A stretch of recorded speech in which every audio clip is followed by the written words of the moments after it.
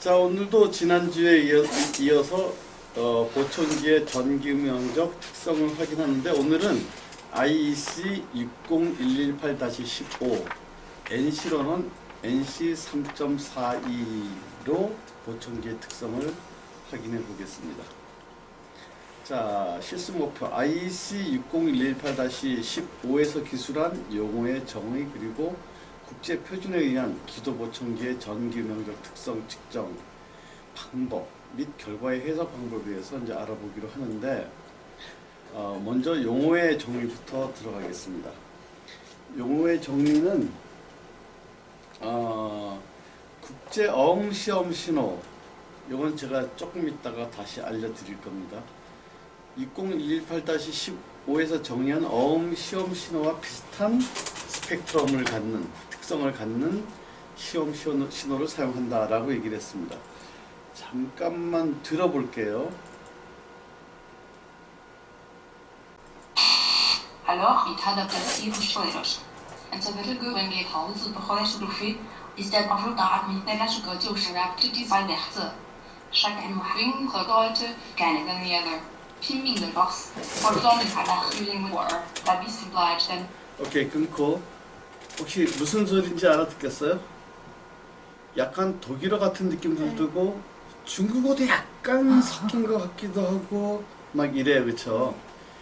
자, 이것은 뭐냐면, 이 표준화라는 것은 뭐냐면 전 세계 사람이 같이 쓸 수 있는, 사용할 수 있는 그러한 그 방법 또는 절차를 만들어야 되거든요.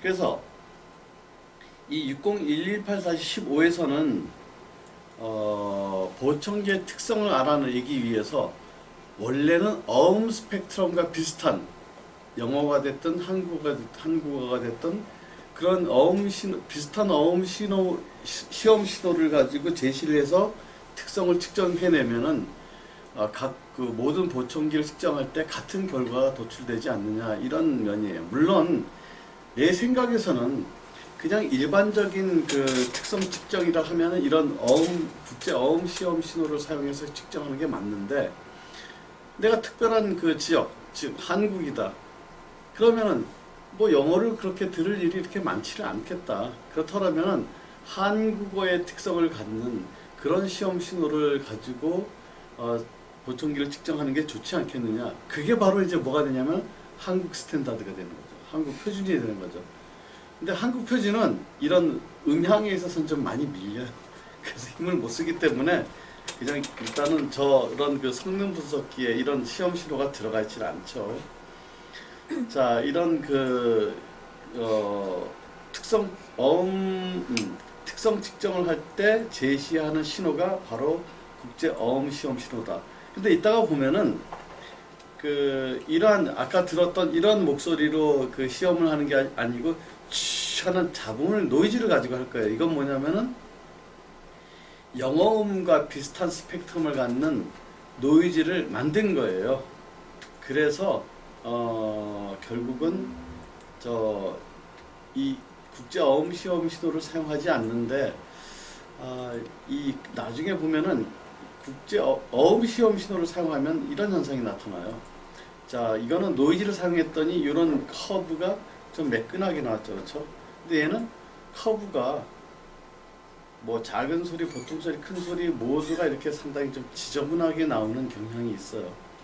그래서 장단점이 있는데, 요거는 좀 에버리징이 좀 덜 돼서 그럴 수도 있다 하는 생각은 좀 듭니다만은, 어쨌든 요것은 좀 더 60118-15는 좀 더 좀 측정 방법에 대해서 표준화가 더 이루어져야 되겠다라는 생각이 듭니다. 그 다음에 백분위 SPL, 백분위 이득, 이런 것이 있습니다. 여기 있는 내용은 읽어봐도 뭔 말인지 잘 이해가 안 가요, 그렇죠? 명시한 시간 동안 125ms 시간 간격을 측정한 백분위 SPL, 이거는 이해가 안 가는데, 자, 여기서 백분위 수라는 거를, 퍼센타일이라는 것을 이해하면 쉽게 이 내용이 이해가 갑니다. 어떤 거냐? 자, 우리가 약 200명이 250명이 어떤 그 성적을 매겼습니다. 1등부터 250등까지가 있죠. 그런데 1등부터 250등까지를 백분위 수로 표시하겠다. 그러면 이제 여기서 30%타일은 뭡니까? 250명을 100으로 나타냈을 때 30번째에 해당하는 점수는 몇 점이냐, 이제 이렇게 얘기할 수가 있는 거죠. 일단은 퍼센트라는 것하고, 그러니까 이게 퍼센트가 우리말로 백분위가 되나요? 백분위. 그 다음에 퍼센트는 백분위 수죠. 백분위와 백분위 수가 좀 다른 건 뭐냐면, 퍼센트란 것은 어떤 그 그룹에서 차지하고 있는 그 양, 비율을 얘기하죠. 그래서 백분위는 30% 더하기 30% 더하기 40% 전체가 되는 거죠. 100이 나오죠. 그렇죠? 근데 퍼센타일 개념은 30, 40, 50, 60 다 더하면 100이 넘어갈 수가 있어요. 따로따로 별개 그룹으로 보기 때문에 30%타일에 해당하는 것, 그럼 그게 40점이었다. 그 다음엔 60%에 해당하는 것, 그게 70점이었다. 99%에 해당하는 것, 그게 95점이었다. 사실 그러면 30, 60, 99 하면은 100이 훨씬 넘어가죠. 그렇죠? 그러니까 이것은 그 어떤 순서, 특정 순서에 해당하는 그 양 또는 어떤 그 위치가 어디냐를 물어본 거기 때문에 백분위하고 백분위 수는 좀 다릅니다. 즉 예를 들어서 여기 보시면은 미리 보면은 이런 말이 있습니다. 국제 어음 시험 신호의 30, 65, 99 백분위 수에 대한, 이거 백분위 아니고 백분위 수입니다. 백분위 수에 대한 3분의 1 옥타브 주파수별 SPL. 이 얘기는 뭐냐면은 30%타일에 해당하는 백분위 수, 대략 50, 국제 어음 시험 신호에서는 55dB로 규정하고 있습니다. 65%타일은 대략 한 65%에 해당하는 65dB SPL. 그 다음에 99%타일에 해당하는 것은 약 80dB SPL로 규정을 하고 있어요. 65%타일과 65dB SPL은 우연의 일치고 꼭 65%타일이 65에 해당하는 건 아닙니다. 자, 그러면 30%타일의 의미는 뭐냐? 소리를, 말소리를 작은 소리에서부터 큰 소리까지 쭉 나열했을 때 그게 대략 봤을 때 한 50에서부터 한 80 몇 dB까지 있겠죠. 그 중에서 30%에 해당하는 것이 55dB란 얘기예요. 이 얘기는 뭐냐면 우리가 일반적으로 30%에 해당하는 것은 작은 소리로 정의할 수 있겠다. 그리고 65%에, 그럼 100명 중에 65%에 해당하는 사람이 100명 중에 65명이 이제 요런 소리를, 요런 크기를 낸다는 거예요. 그래서 65명, 좀 많은 숫자가 되는 소리를 우리가 65dB라고 65%로 규정을 하고 그걸 살펴보니까 65dB SPL이 나오더라. 99%일, 그러니까 100명으로 환산했을 때 99번째에 해당하는 SPL이 대략 한 80%가 나오더라. 그러면 이제 요거는 좀 큰 소리의 의미가 좀 담겨 있겠죠. 그래서 30, 65, 99%에 해당하는 수를 보통은 영어에서는 대략 55, 65, 80dB SPL로 나타내는데 한국어음은 좀 다르게 나타납니다. 한국어음은 30, 65, 99%일이 59.67, 대략 60. 그 다음에 65%일은 64.74. 요건 65 대략 똑같아요. 국제어음 시험 신호하고. 그 다음에 79.7, 약 1dB가 차이 나는데 뭐 그냥 무시하고 이것도 비슷하다고 볼 수가 있어요. 그렇지만은 보통 작은 소리는 60dB로 국제어음 시험 신호와 비교했을 때 5dB가 차이가 납니다. 5dB라는 것은 그렇게 작은 숫자는 아닙니다. 보통은 이제 파워로 얘기했을 때 3dB가 차이 나면 에너지가 2배가 차이 나는 거거든요. 그 다음에 6dB가 차이가 나면 에너지가 4배가 차이 나는 거니까 상당히 그 의미 있는 차이다라고 볼 수가 있어요. 여기서 특히 특이한 게 우리 한국어음이 그 작은 소리의 경우 영어에 비해서 외국어에 비해서 대략 한 5dB가 크다. 그 얘기는 뭐냐면은 이런 겁니다. 조금 좀 우스갯스러운 예를 든다면은 영어의 경우는 흉흉흉흉 이런 소리가 들리더라도 작게 얘기할 때 우리나라 사람들 작게 얘기해 그래도 좀 크게 얘기한다는 거예요. 그 자기 딴에는 작게 얘기했음에도 불구하고 사실 외국 사람이 들어볼 때는 아씨 더 작게 얘기해야지 이런 정도예요. 그래서 저도 이제 외국에 처음 나갔을 때 조금 좀 일화가 좀 있는 게 나는 이제 좀 보통 크기를 얘기하거나 좀 얘기를 했더니 좀 크다는 거예요, 그 사람이. 그래서 나보고 조금 주변에 사람이 있으니까 작게 얘기해달라 그래. 그래서 작게 얘기했지. 그랬더니 그래도 크대. 그러니까 한국 사람은 작은 소리를 잘 못 낸 것 같다라는 생각이 들어요. 근데 어쨌든 그건 우스갯소리지만은 작은 소리가 60dB SPL 정도가 나온다는 것은 차후에 보청기의 조절 시에 있어서 상당히 여러 가지를 의미를 합니다. 즉 작은 소리의 이득을 낮춰라 또는 나중에 이제 보면은 컴프레션 트레시홀드를 높여줘라 뭐 이런 개념하고도 연관지어서 생각할 수 있는 중요한 내용입니다. 어쨌든 그건 미리 설명한 거고요. 그 다음에 그래서 100분위 SPL 대략 여기에서는 55, 65, 99%에 대한 음압 레벨을 표시하는 방법이 되겠고 또 100분위 이득은 역시 각 주파수별로 3분의 6옥타브 주파수별로 30, 65, 99%에 대한 그 이득을 표시하는 것이 바로 100분위 이득이 되겠죠. 그 다음에 장기 평균 어음 스펙트럼은 이거는 약간의 상대적으로 봐도 괜찮은데 왜 그러냐면 이거를 보통 녹음할 때 우리가 20cm에서 측정을 하는 거예요. 근데 20cm는 상당히 가깝기 때문에 이건 상대적으로 보는 게 맞는데 이거를 대략 한 1, 2분 동안 녹음을 합니다. 그 다음에 샘플링을 초당 한 4만 번을 해요. 적게는 하면 25,000번. 25,000번을 샘플링 한다는 얘기는 하나, 둘, 셋, 넷, 다섯, 여섯, 일곱, 여덟, 아홉, 열 내가 이렇게 말을 했을 때 그거를 초당 44,100번을 자른다는 거. 아주 잘게 자른다는 거예요. 아주 잘게 잘랐을 때 어떤 현상이 나타나냐면은 특정한 주파수가 나타나겠고 거기에 대한 강도가 나타날 겁니다. 그거를 쭉 누적해서 쌓은 다음에 그 쌓은 만큼 나눠버리면 에버리지가 나올 거예요.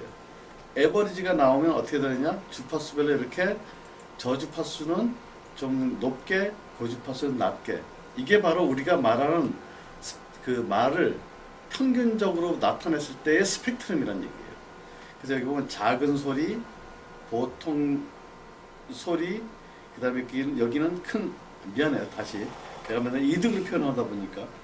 작은 소리 30%일, 그 다음에 보통 소리 65%일, 큰 소리 90%일. LTAS는 가까운 데서 녹음했기 때문에 좀 더 그 보통 대화보다 좀 더 높게 나타나는 경향이 있죠. 이게 바로 어음 스펙트럼이에요. 우리 어음에는 저주파수는 좀 더 그 고주파수에 비해서 높게 나타나는구나 라는 것을 알 수가 있죠. 그 다음에 추정 삽입 이득과 커플러 이득과 폐쇄기 모이기라는 것이 있습니다. 추정 삽입 이득은 뭐냐면은 어떤 사람의 오디오그램이 있어요. 그런데 그 사람한테 얼마만큼 이득이 필요로 한지를 잘 몰라요. 그때는 이제 우리가 지금 이러한 그 어음 스펙트럼에 해당하는 신호를 보청기에 제시해서 그 제시에서 나온 출력값이 특정한 예를 들어서 보청기 적합 공식, 즉 특정한 주파수마다 청력에 따라서 필요로 한 이득을 산출해 주는 것이 보청기 적합 공식인데 거기에 어떻게 도달하는지를 추정하는 것이 바로 추정 삽입 이득이 되겠고요. 그래서 솔직히 이거는 비하인드 스토리를 얘기한다면 이건 쓸데없는 얘기예요. 제 개인적인 개념은 그렇습니다. 그 다음에 커플러 이득. 이거는 우리가 오늘 실제 실습을 할 건데 추정 삽입 이득은 폐쇄 귀 모이기. 귀의 임피던스와 아주 흡사한 용적도 비슷한 이러한 걸로 측정해서 알아보는 것이 추정 삽입 이득이라면은 커플러는 그냥 단순히 보청기의 특성을 알아내기 위해서 측정하는 것이 2cc 커플러 이득입니다. 물론 커플러 이득으로도 그 RECD나 뭐 이런 것들을 감안한다 그러면은 추정 삽입 이득을 알 수가 있긴 해요. 근데 이거는 솔직히 좀 외국의 학자들이 뭔가 좀 어렵게 만들어 놓은 것 같아요. 그냥 쓸데없는 거라 얘기죠, 한마디로. 옛날에는 실질적으로 옛날에 그 표준에는 이런 말 자체가 없었습니다. 요즘에 만들어내는 거죠. 그래서 여러분들은 지금 이런 것들을 너무 공부를 한다고 해서 너무 자 외워요. 100분위 이득은, 그 다음에 100분위 SPL은 그렇게 생각하지 말고 이 IEC 20118-15 즉 NCS 3.22는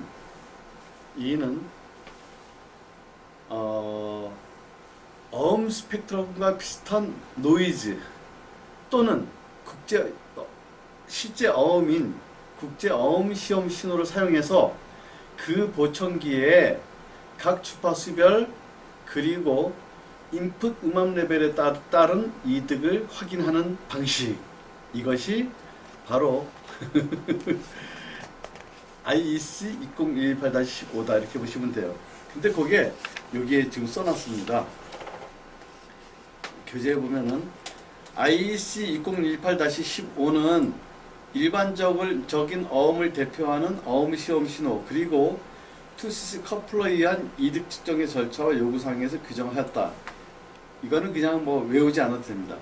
이때 측정한 보청기의 특성은 보청기의 착용자에서 얻을 수 있는 수치와 유사하도록 하였다. 뭐 약간은 상식 부분을 알아두고, 따라서 본 표준의 목적은 자 여기 있습니다. 제조사 및 보청기 적합 현장에서 보청기의 전기 음향 조절 시 난청인에게 필요한 입력 음압별 이득을 각 주파수별로, 여기 빼먹었어요. 그렇죠? 주파수별로 유추 또는 확인할 수 있도록 하였다가 맞습니다.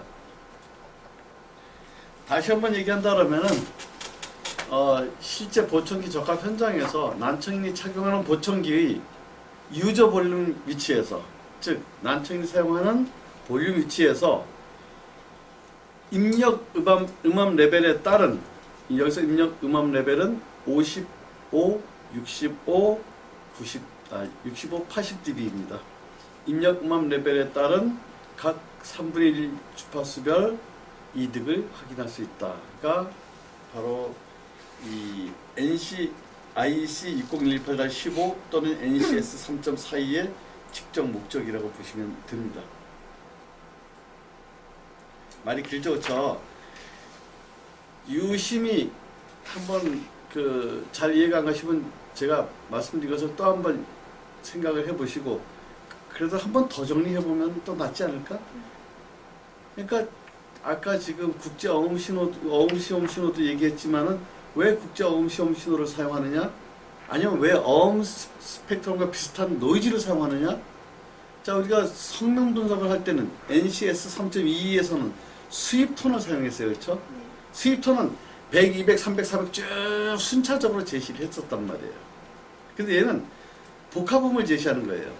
어떤 복합음이냐? 어음 스펙트럼의 특성을 가진, 이러한 특성을 가진 스펙트럼을 한꺼번에 제시하니까 순식간에 측정이 되는 거예요. 각 주파수별로 이득이.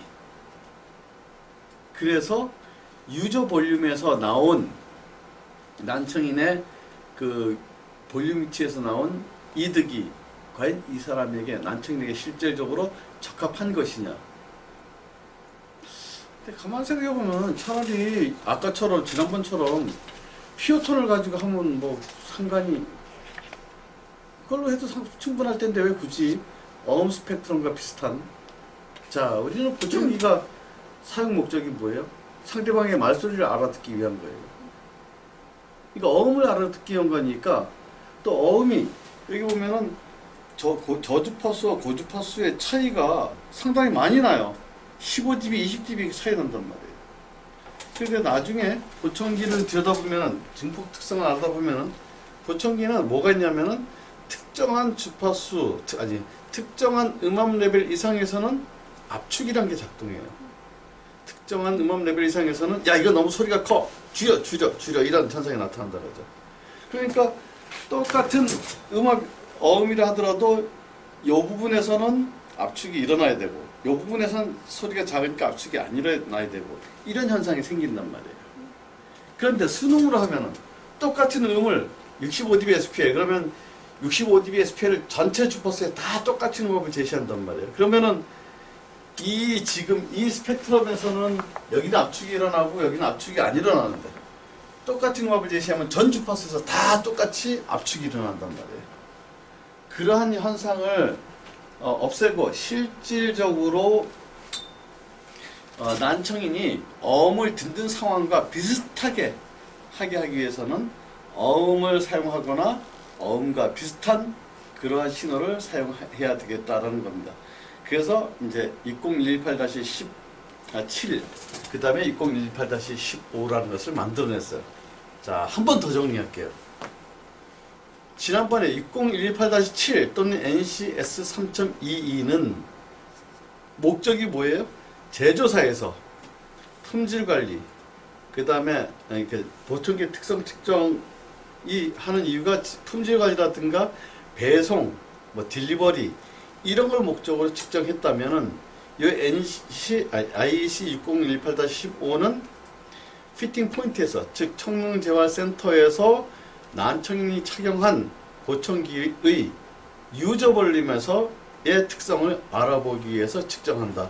그게 큰 차이입니다. 따라서 센터에서는 꼭 두 개 다 필요할 수도 있겠지만 그래도 더 필요한 표준이 뭐냐? 오늘 공부하는 것이 더 필요하다는 거예요. 물론 NC 6018-7도 필요해요. 그거는 이제 이 보청기의 이상 유무를 판정할 때는 6018-7이 더 낫죠. 그런데 피팅이 목적이다, 조절이 목적이다 할 때는 이 6018-15가 더 낫다 이렇게 얘기할 수가 있겠죠. 자, 그 실습 장비에 필요한 실습 장비는 성능 분석기가 필요하고, 그 다음에 TCG 커플러가 필요하고, 그 다음에 보청기가 필요하죠. 시험 신호는 원래는 이제 아까 보여드린 그 영어와 독일어와 중국어 등등등이 약 8개 언어가 섞여 있을 거예요. 그건 제가 나중에 원 논문을 보내드리면 참고하시면 되겠고, 그런 시험 신호를 사용해야 되는데, 저희 포닉스는 일단 6018-15가 지금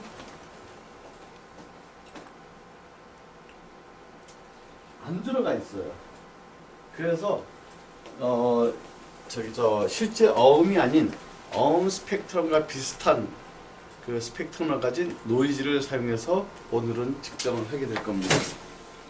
자, 이 밑에 거는 조금 아까 말씀드리기도 한 건데, 사실은 지난해 한영권 연구조교하고 했던 연구의 결과예요. 사실 요번에 이제 곧 논문이 나올 텐데, 여기에 보면은 한국어음은 이 실선이 한국어음의 스펙트럼, 그 다음에 작은 것이 영어의 스펙트럼, 점선이 영어의 스펙트럼인데, 여기 보면은 한국어음의 스펙트럼은 30%에서 전체적으로 더 높게 나타나는 현상을 볼 수 있고, 스펙트럼의 형태도 살짝 틀려요. 나머지 여기도 지금 65, 80dB SPL인데 여기 보면은 중주파수에서 좀 상당히 차이가 나는 그런 현상을 볼 수가 있어요. 어쨌든 이것은 오늘 이거를 공부하고자 하는 것은 아니고, 나중에 보청기 적합 공식에서 다시 한번 얘기를 하도록 할 거고요. 자, 측정 조건, 측정 방법은 IEC에서는 어떻게 규정하고 있냐면은 입력음압 65dB SPL, 그 다음에 80dB SPL은 반드시 제시해서 측정해라라고 얘기를 하고 있습니다. 그리고 55dB SPL에 대한 그 내용은 네가 하고 싶으면 하고 필요하다면 하고 아니면 생략해도 좋다라고 얘기했어요. 그런데 왜 이 IEC에서 이런 방법을 취하고 있냐면은 사실 이게 뭐 어쩌고 저쩌고 나오는 게 길이가 1분입니다. 그러면 작은 소리 1분, 보통 소리 1분, 큰 소리 1분, 적어도 3분, 세팅 시간까지 합치면 5분 정도 걸려요.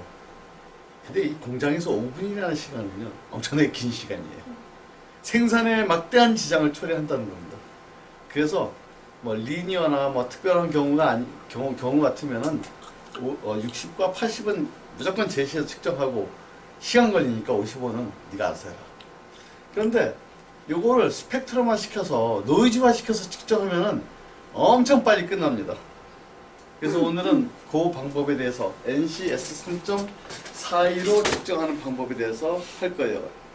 근데 굉장히 빠르면서도 NC 3.42는 50에서 90dB까지 50, 60, 70, 80, 90 5개의 강도에 대해서 다 측정합니다. 이게 다 총 측정 시간이 한 1분도 안 걸려요. 굉장히 빠르기 때문에 이렇게 측정을 할 겁니다. 그 여기에 나오는 것들은 뭐냐면은 어음시험 신호, 국제 어음시험 신호를 사용해서 그 이득을 측정하는 방법이에요. 그런데 이거는 나중에 이러한 기계를 구입하게 되면은 거의 뭐 이건 뭐 매뉴얼화돼 있어서 쉽게 측정할 수 있기 때문에 그때 가서 하시기로 하고 그 다음에 쭉 여기 넘어가고 이거 실습 절차는 할 게 없어요. 이따가 해보시면은 버튼 몇 개만 누르면 그냥 끝이에요. 그래서 보정 실시하고 커플러 연결하고 측정 표준은 NCS 3.42로 선택하면 됩니다. 그 다음에 스타트 버튼 누르면 끝 이렇게 돼요. 그래서 여기 보면 이제 결과가 나온 건데 이것은 좌측이 스피치 노이즈, 스펙트럼과 비슷한 노이즈를 사용한 것. 그래서 여기 50, 60, 70, 8, 여기 이 화면을 보셔요.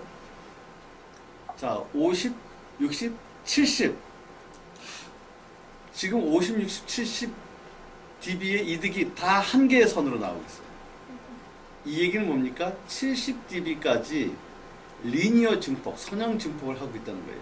선형 증폭은 압축점, 컴프레션 트레시홀드 이전까지 이득이 같게 나타나는 거죠. 그러다가 70dB가 넘으면서 이득이 떨어지기 시작했어요. 그러니까 70dB 이상에서 압축이 작동하는 겁니다. 그러니까 여러분들이 보실 때 이 측정을 방법을 어떻게 하지, 뭐를 누르지, 이거는 장비마다 다 틀려요.